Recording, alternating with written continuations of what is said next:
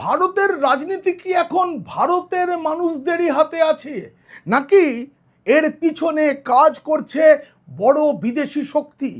কেন আরশোলাদের আন্দোলন? প্রশ্নপত্র ফাঁস নিয়ে যে প্রতিবাদের আন্দোলন তৈরি হয়েছিল সেটা কেন অন্য দিকে ঘুরে যেতে চলেছে? ছাত্রদের এই বিক্ষোভ বাংলাদেশ, নেপাল, শ্রীলঙ্কার মতো ভারতেও কি সরকার ভেঙে দিতে পারে? অনেক ভয় কাজ করছে। কারা এই জেনজি, কাদের ব্যবহার করছে, কারা ব্যবহার করছে, কিভাবে ব্যবহার করছে, যার ফলে ভারতের বিপদ ঘরেও বিপদ বাইরেও। এই যে গোটা ঘটনাটা চলছে সেটা জলের মতো করে বুঝে নিতে হলে দেখুন ও শুনুন পিনাক কি বলছে। প্রশ্নপত্র ফাঁস এক মারাত্মক অপরাধ। পড়ুয়াদের স্বার্থ নিয়ে ছিনিমিনি খেলা জঘন্য কাজ। তার বিচার চাই, কঠোর সাজা চাই, আবার তার জন্য কঠোর আন্দোলনও চাই, যেটা দিল্লিতে হচ্ছে। সেই আন্দোলনের ফলেই তো কেন্দ্রীয় সরকার এবার বাধ্য হয়েছে কঠোর সাজা এবং দ্রুত বিচার প্রক্রিয়াও শুরু হতে চলেছে, কড়া জরিমানাও করা হবে। কিন্তু দিল্লির যন্তর মন্তরে আরশোলাদের যে আন্দোলন, সেই আন্দোলন কি শুধু পড়ুয়াদের স্বার্থ দেখার জন্যই? আদৌ নয়, সবটা বলবো আমি। কিভাবে এই ছাত্র স্বার্থে আন্দোলনের নামে অনেক অনেক জটিল কুটিল স্বার্থ কাজ করছে, একটা একটা করে আপনাদের বুঝিয়ে দেব। গোটাটাই কি একটা জঘন্য রাজনীতি? এই প্রতিবেদনে সবটা বলা হবে। আলোচনা করা হবে কেমন চক্রান্তের মধ্যে ভারত এবং কি কি বিপদ আসতে চলেছে। যদি আলোচনা ভালো লাগে এবং এমন তথ্যভিত্তিক প্রতিবেদন আরও পেতে চান, অবশ্যই সাবস্ক্রাইব করুন। পিনাক কি বলছে। ছিল রুমাল, হয়ে গেছে বেড়াল। আমি 3টে দিন রাজধানী দিল্লিতে ছিলাম। আপনারা নিয়মিত প্রতিবেদন পাননি। একেবারে ঘটনাস্থলে গিয়ে দেখলাম যন্তর মন্তরের ভিড়ে, দেখলাম কেমন পড়ুয়াদের আন্দোলন চলছে। কিন্তু সেখানে গিয়ে যেটা দেখলাম আন্দোলন নয়, সেটা রীতিমতো সার্কাস চলছে। কেউ ডাফলি বাজিয়ে আজাদি আজাদি আজাদি, কিসের থেকে আজাদি? কেন আজাদি চাই? আজাদি তো এক পাকিস্তানি জঙ্গির সমর্থনে ওঠা স্লোগান। কাশ্মীরে যারা পাথর ছুড়ত সেনাকে দেখে, পুলিশকে দেখে, তাদের স্লোগান ছিল আজাদি। কেউ সবার সামনে বলে চলেছে আল্লাহই একমাত্র সবাইকে রক্ষা করতে পারবে। সেখানে খ্রিস্টান মিশনারিরা ঘুরঘুর করছে। আর টাকার খেলা। কিছুক্ষণের মধ্যেই জোম্যাটো, সুইগি দিয়ে প্রচুর খাবার চলে আসছে, নিমেষে সেগুলো বিলি হয়ে যাচ্ছে। কখনো পিৎজা, কখনো বার্গার, কখনো দামি আইসক্রিম। কারা জোগাচ্ছে এত টাকা? কারা? ধর্মেন্দ্র প্রধান দেশের শিক্ষামন্ত্রী, তার পদত্যাগের দাবি ঠিক আছে। প্রধানমন্ত্রী নরেন্দ্র মোদীর বিরুদ্ধে কেন স্লোগান? কেন ভারত সরকার, ভারতের গণতন্ত্র, ভারতের সংবিধান নিয়ে ওখানে খারাপ কথা বলা হচ্ছে? এমনকি ওখানে বলা হচ্ছে জয় শ্রীরাম বলা চলবে না। ভগবান রামের বিরুদ্ধে কেন যন্তর মন্তরের পড়ুয়াদের সভা থেকে, বিক্ষোভ থেকে স্লোগান উঠছে? এই কারণগুলো খুঁজতে না আমি ভিড়ের আরো ভেতরে গেলাম। নিঃশব্দে গিয়ে বুঝলাম এই আন্দোলনের লক্ষ্য অনেক গভীর, অনেক বড়, অনেক বিপজ্জনক। সেটাই বুঝিয়ে বলবো আপনাদের। ওই আন্দোলনে যারা রয়েছে সেখানে ছাত্র খুব কম। প্রথম দিকে ছাত্ররা ছিল, কিন্তু এখন এই আন্দোলনের দখল চলে গিয়েছে একদল মানুষের হাতে, যারা কথায় কথায় জাতীয় পতাকা পোড়ায়, যারা পাকিস্তানের জয়ে আনন্দ পায়। পুরোটা এই ভিডিও দেখলে স্পষ্ট হবে কিভাবে ভারত বিরোধিতার বারুদ জমানো হচ্ছে যন্তর মন্তরে। এই কলকাতায় যারা আরশোলা নয়, তেলাপোকা, তাদেরকে অত গুরুত্ব দিচ্ছি না, কিন্তু তাদের পয়সাও কোথা থেকে আসছে? সাংবাদিকদের উপরে মারধর করেছে, তার মধ্যে এসএফআই সহ বিভিন্ন বামপন্থী অতি বামপন্থী সংগঠন মিশেছিল এবং তার সঙ্গে মিশে গিয়েছিল পার্ক সার্কাস, মেটিয়াবুরুজ, বালিগঞ্জ। কেন বলুন তো? তাদের বিরুদ্ধে ব্যবস্থা নেওয়ার জন্য মুখ্যমন্ত্রী শুভেন্দু অধিকারী গুন্ডা দমন আইন চালু করছেন, কার্যকর করছেন বলে দিয়েছেন।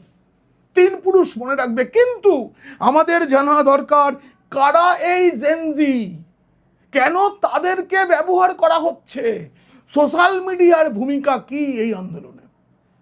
ওই ভিড়ের মধ্যে মানবাধিকার সংগঠন, চার্চ সম্পর্কিত বিভিন্ন যেসব প্রতিষ্ঠান রয়েছে, এছাড়া বিভিন্ন আন্দোলনজীবী যারা বিভিন্ন সময় আসছেন, গান গাইছেন, কেউ হাস্য কৌতুক করছেন, কেউ ডিগবাজি খাচ্ছেন, এসব করে তারা চলে যাচ্ছেন। কেন মদত দিচ্ছে? যন্তর মন্তরে এত পয়সা।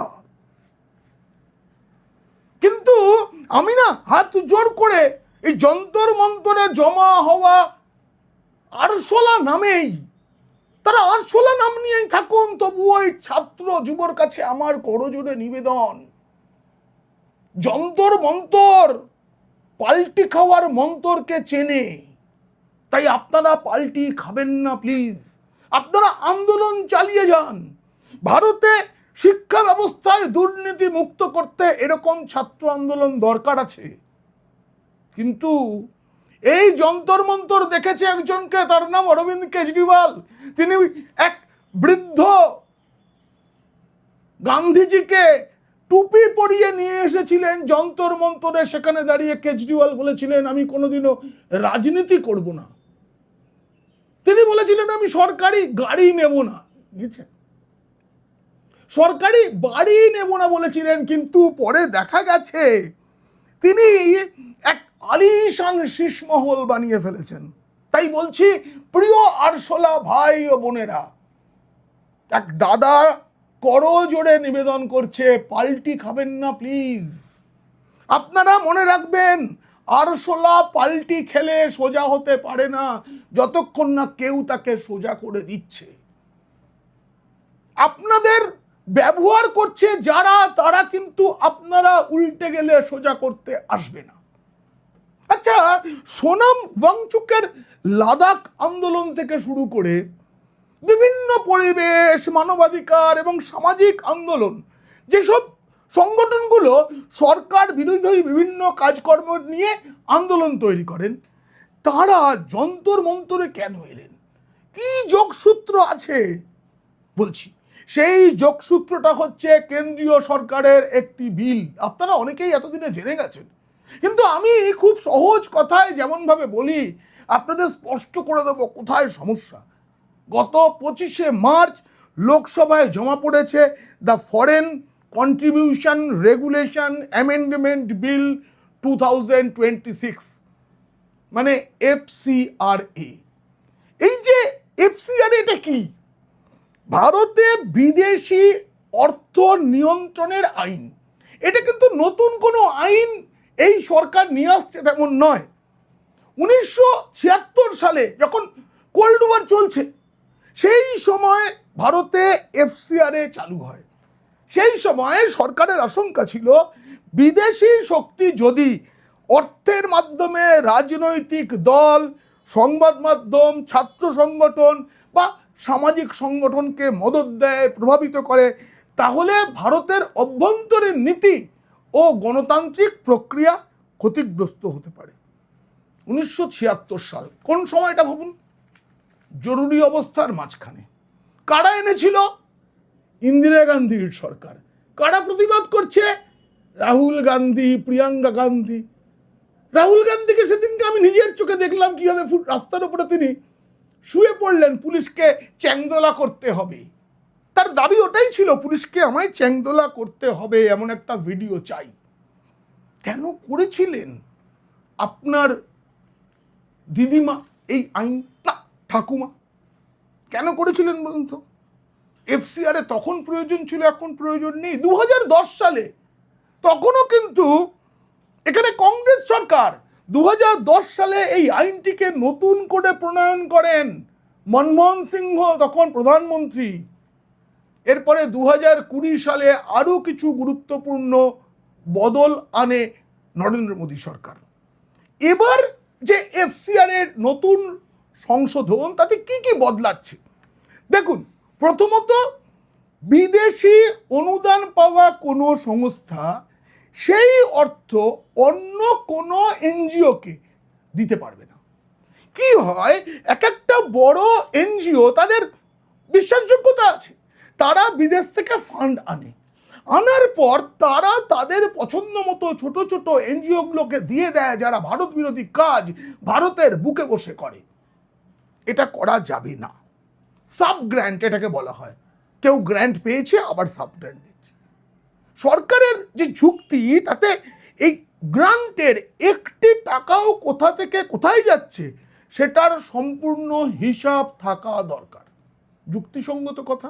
দ্বিতীয়ত, কি প্রশাসনিক ব্যয়ের সীমা কমানো যাবে না। কি হয় দেখুন, বিদেশি অনুদানের একটা বড় অংশ এইসব এনজিওর মাথায় যারা থাকেন তারা নিজেদের বেতন বলে নিয়ে নেন, তারা ধনী হন। কারণ বিদেশি সাহায্য আমাদের দরকার হয় অনেক ক্ষেত্রে উন্নয়নের জন্য, কিন্তু সেই টাকাটা মাইনে দেখিয়ে দেওয়া হয়। মাইনে দেখিয়ে আর অফিস চালানো, বেতন এসবেই শেষ হয়ে যায়। আসলে কাজের কাজ হয় না, ভুল রিপোর্ট জমা দেওয়া হয়। তাতে ভারতের কি ক্ষতি? ভারতের দুর্নাম হয় তাতে। তৃতীয়, এফসিআর অ্যাকাউন্টের জন্য স্টেট ব্যাংক অফ ইন্ডিয়ার নয়াদিল্লির একটি নির্দিষ্ট শাখায় নির্ধারিত অ্যাকাউন্ট বাধ্যতামূলক করা হবে। মানে যে যেখানে পারলাম, কোঅপারেটিভ ব্যাংক, গ্রামীণ ব্যাংক, এইসব অ্যাকাউন্টে বিদেশি টাকা আনা যাবে না। আমরাও যারা ইউটিউব, ফেসবুক এসবের মাধ্যমে অর্থ উপার্জন করি, আমাদেরও এই অর্থ, এটা রোজগার, এটা অনুদান নয়। সেটা পাওয়ার জন্য ব্যাংকের বিস্তারিত তথ্য দিতে হয়। সেখান থেকে সরকার আইজিএসটি, ইন্টারন্যাশনাল জিএসটি, সেটা কাটে। সবের তো একটা নিয়ম আছে। এই যে বিলটার কথা বললাম, এফসিআর এর সংশোধনী, সেটা এই বাদল অধিবেশনে লোকসভায় আলোচনা করে পাশ করানোর কথা ছিল। কিন্তু দেখুন, আন্দোলনটাকে এমনভাবে তৈরি করা হলো যাতে বাদল অধিবেশনে বিলটা নিয়ে আলোচনা না করা যায়। অন্যদিকে দৃষ্টি ঘুরিয়ে দেওয়ার চেষ্টা। আমাদের দেশে এত বড় দেশ, এখানে এত রেল লাইন, অনেক দুর্ঘটনা নিয়মিত বলছি আমি, বড় বড় দুর্ঘটনা ঘটেছে। প্রতিটি ক্ষেত্রে যদি রেলমন্ত্রীকে পদত্যাগ করতে হয়, তাহলে রেলের বিকাশ কি করে হবে?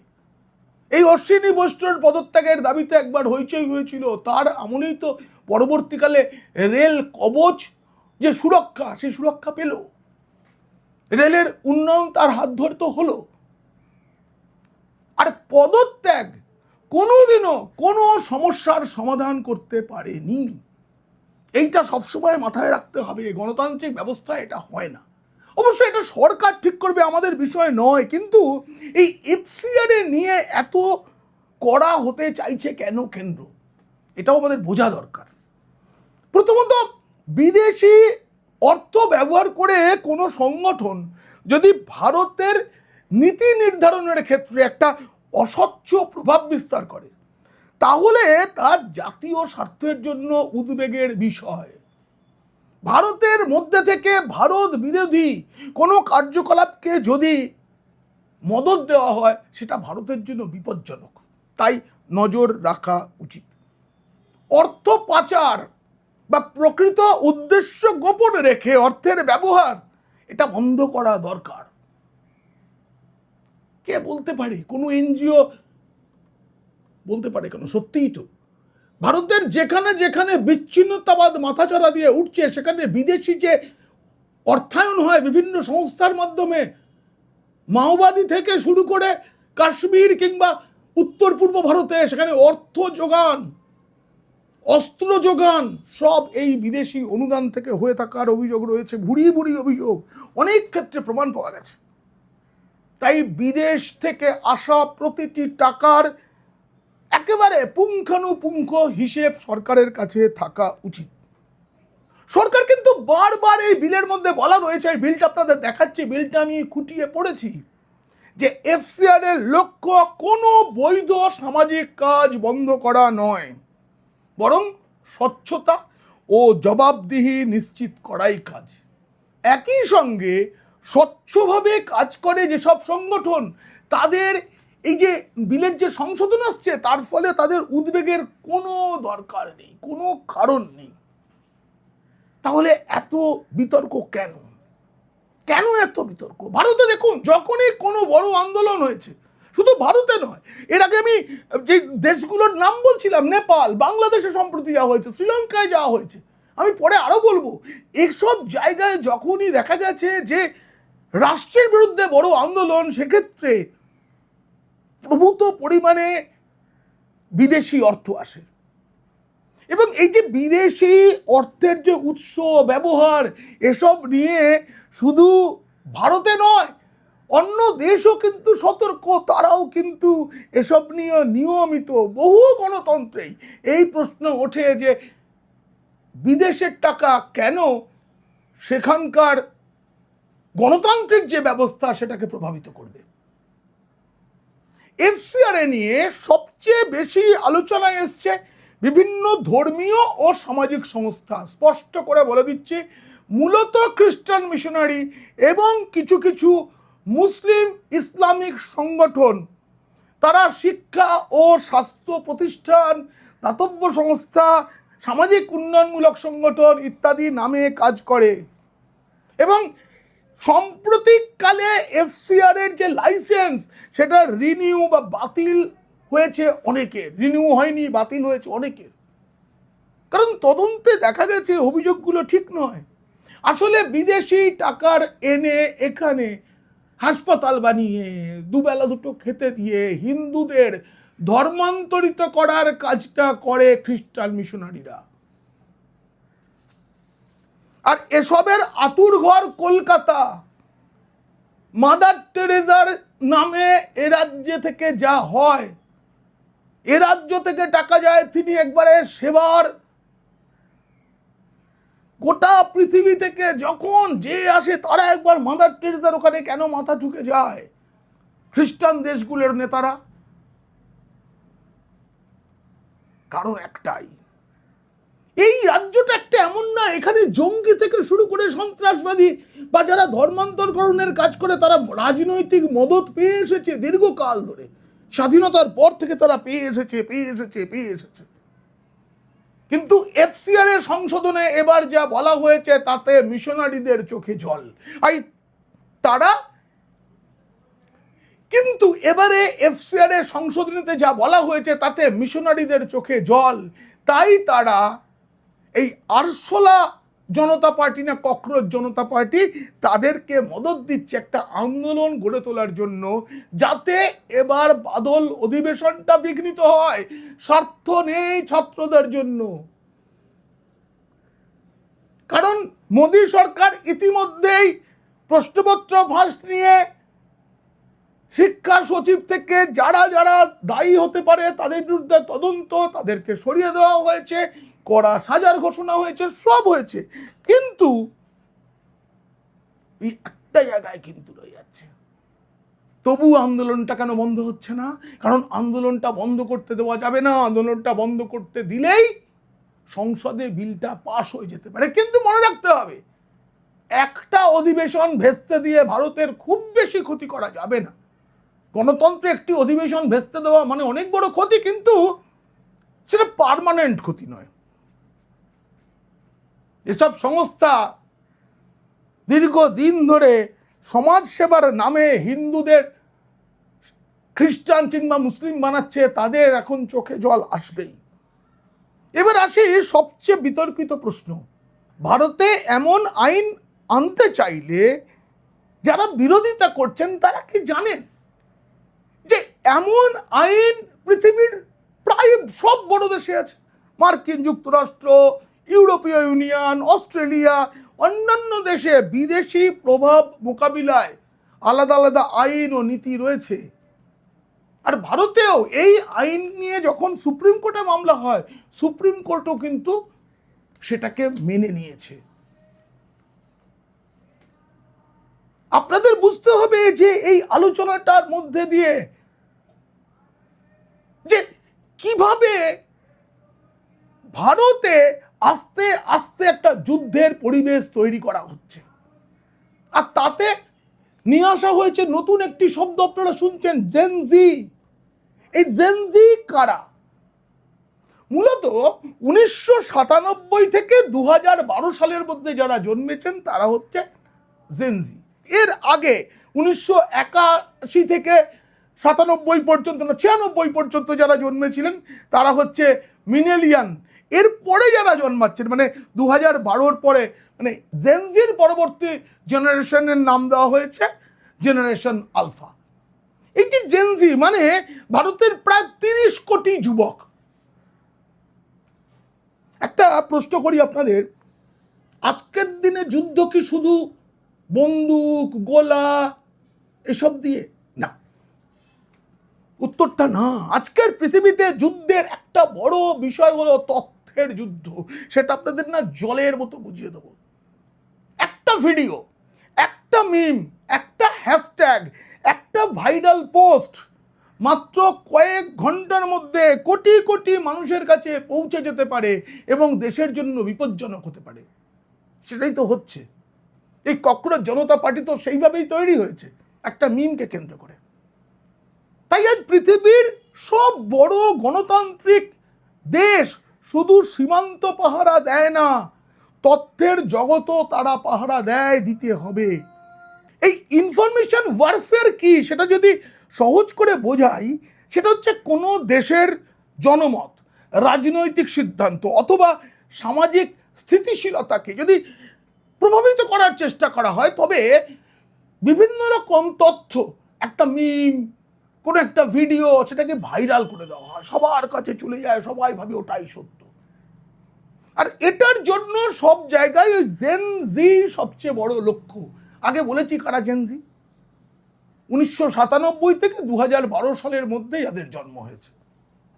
এই জেনজিরা টেলিভিশন কম দেখে, খবরের কাগজ প্রায় পড়েই না, এরা মূলত ইউটিউব দেখে, এরা সোশ্যাল মিডিয়া দেখে, এরা 5 মিনিটের বক্তৃতাও শোনে না। এই যে আমি ইউটিউবে এত বলি, এরা শোনে না। জেনজি 30 সেকেন্ডের বক্তব্য নিয়ে নিজের সিদ্ধান্ত তৈরি করে। সকলে নয়, কিন্তু অধিকাংশ, মানে 99% বলা যায়। অর্থাৎ যার হাতে অ্যালগরিদম, এই অ্যালগরিদম শব্দটা আপনাদের বুঝতে হবে, সেই জনমত গঠন করতে পারে। অ্যালগরিদম কি, কিভাবে কাজ করে? ধরা যাক আপনি পরপর 5টি রাজনৈতিক ভিডিও দেখলেন, এরকম আলোচনা। অ্যালগরিদম আপনাকে আরো 10টা একই ধরনের ভিডিও পাঠাবে দেখার জন্য। সেখান থেকে আপনি আরো কয়েকটা দেখলেন, তারপর আরো 20টা পাঠাবে, তারপর আরো 50টা পাঠাবে, একই রকমের ভিডিও পাঠাবে, একই বক্তব্য। কারণ প্রতিটি ভিডিওর সঙ্গে যে ট্যাগ, কিওয়ার্ডস, এসইও এগুলো দিয়ে তৈরি হয়, সার্চ ইঞ্জিন অপটিমাইজেশন, এটার মাধ্যমে আপনারা দেখবেন, খেয়াল করে ফেসবুকে আপনি যদি একবার কোনো ফ্ল্যাট বা কোনো জমি কেনার খোঁজ করেন, তারপর দেখবেন এক নাগারে সেই ধরনের বিজ্ঞাপন ভিডিও আপনার কাছে আসতে থাকে। এটাই হচ্ছে অ্যালগরিদম। আর এই অ্যালগরিদমের সময় কি মনে হয়, ধীরে ধীরে এই একই রকম ভিডিও শুনতে শুনতে, দেখতে দেখতে আপনি মনে করবেন সবাই তো একই কথা বলছে, তাহলে তো এটাই সত্য। কিন্তু বাস্তবে সেটা সবাই নয়। একই রকম যারা বলছে তাদেরটাই আপনি পাচ্ছেন এবং শুনছেন, আপনি বিরোধী মত শুনতে পাচ্ছেন না। আমি তাই দুপক্ষ নিয়ে বলছি, আপনাদের স্পষ্ট করে দিচ্ছি, আমার ভিডিও যারা দেখেন তাদের কাছে নিয়মিত ভিডিও পৌঁছয় কেন? এটাই হচ্ছে অ্যালগরিদম। এটা একটা ডিজিটাল ইকো চেম্বার, যা একই জিনিসের রিপিটেশন করায়, রিপিটেশন। এবার বিদেশি প্রভাবের ঝুঁকিটা কোথায়? ভারত সরকার বহুবার বলেছে বিদেশি অর্থায়ন, বিদেশি ডিজিটাল প্রচার, সমন্বিত অনলাইনের প্রভাব সম্পর্কে নাগরিকদের সচেতন থাকা প্রয়োজন। এটা শুধু ভারতের অবস্থান নয়, মার্কিন যুক্তরাষ্ট্রের যে বিদেশি নির্বাচনী হস্তক্ষেপ সেটা নিয়ে তদন্ত হয়েছে। ডোনাল্ড ট্রাম্প যখন জিতেছিলেন কিভাবে বিদেশি মিডিয়া তারা কিভাবে এর মধ্যে ঢুকে পড়েছে দেখতে পাবেন। আমি আপনাদের দেখাচ্ছি যে ভারতের এইবার যে গোলমালটা হচ্ছে সেটা নিয়ে বিদেশি দেখুন BBC, Washington post, new York Times তারা ঘন ঘন খবর করে চলেছে। অস্ট্রেলিয়া বিদেশি প্রভাব মোকাবিলায় আলাদা আইন এনেছে, কিন্তু গুগল, ফেসবুক এসব মানে দেশেই নেই, কাউকে ব্যবহার করতে দেয় না। আর ভারত করলে দোষ। বাংলাদেশ, শ্রীলঙ্কা, নেপাল আমাদের কাছের, ছোট হলেও আমাদের প্রতিবেশী রাষ্ট্র থেকে আমাদের শেখার আছে। ভারতেও কি বাংলাদেশের মতো একদিন ছাত্র আন্দোলন সব ওলট পালট করে দেবে? সেই চেষ্টাই তো চলছে। নেপালেও তো তাই হয়েছে, শ্রীলঙ্কাতেও তাই হয়েছে। 2022 সালে শ্রীলঙ্কায় তীব্র অর্থনৈতিক সংকট দেখা দেয়। বিদেশি ঋণ, বৈদেশিক মুদ্রার সংকট, জ্বালানি ঘাটতি, মূল্য বৃদ্ধি সব মিলিয়ে একটা গণবিক্ষোভ শুরু হয়। তাতে বিদেশিরা বারুদ যোগায়, আগুন জ্বলে ওঠে। বাংলাদেশ, আমরা সবাই জানি যে জামাতকে তুলতে পশ্চিমী মদত কিভাবে কাজ করেছে বাংলাদেশে। নেপালে দীর্ঘদিন ধরে রাজতন্ত্র, মাওবাদী আন্দোলন, সংবিধান পরিবর্তন এসব অনেক কিছু নিয়ে ক্ষোভ বিক্ষোভ চলছিল।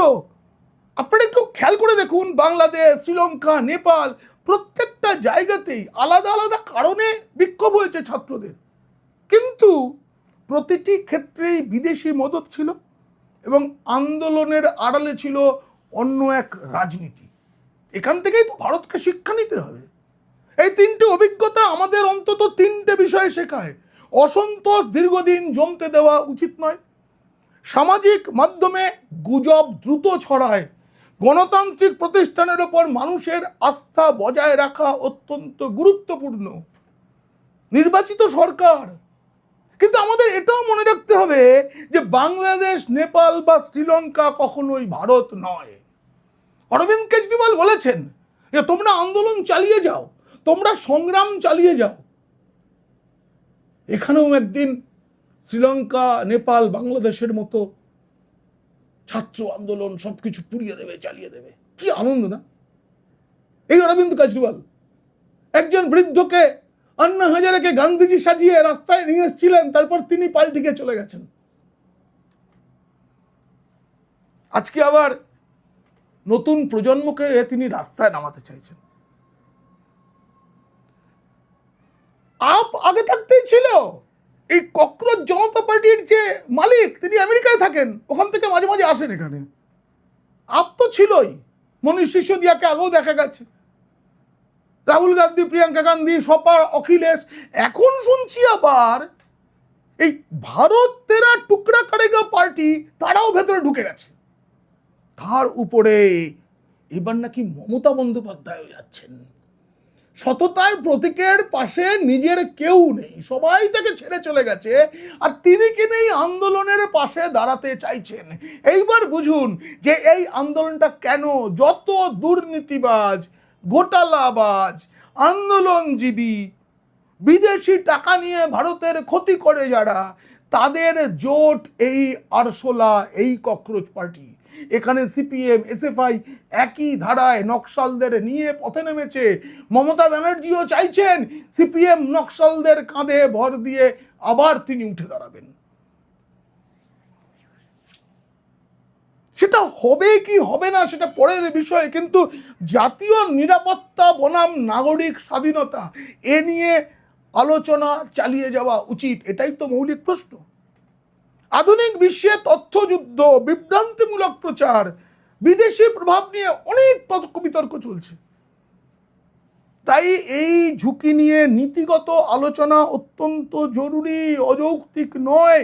আইনি কেমন হবে, কি হবে তা নিয়ে মতভেদ থাকতে পারে, কিন্তু আন্দোলনও হবে, সমালোচনাও হবে, কিন্তু দেশের বিরোধী হচ্ছে কিনা আন্দোলনটা এটা দেখতে হবে। কারণ গণতন্ত্র তখনই শক্তিশালী হয় যখন সিদ্ধান্ত নেওয়া হয় তথ্য, যুক্তি, আইনের ভিত্তিতে। গুজবের বা আবেগের ভিত্তিতে জন্ম নেওয়া কোনো সিদ্ধান্ত গণতন্ত্রকে শক্তিশালী করে না। গণতন্ত্রের শক্তি আর তথ্যভিত্তিক উত্তর খোঁজা একজন সচেতন নাগরিকের দায়িত্ব। আপনারাও খুঁজুন, মতামত জানান, লিখুন কমেন্ট বক্সে। মনে রাখতে হবে, ভারত আছে তাই আমরা আছি, ব্যক্তি নয়। ভাবতে হবে সমষ্টি এবং সবার উপরে সবার আগে রাষ্ট্রের কথা। এই প্রতিবেদন ভালো লাগলে বন্ধুদের, আর খারাপ লাগলে শত্রুদের শেয়ার করবেন। এমন তথ্যভিত্তিক আলোচনা নিয়মিত পেতে সাবস্ক্রাইব করুন। পিনাক্ষী বলছে। আপনারা খুব ভালো থাকবেন। ভারত মাতা কি জয়।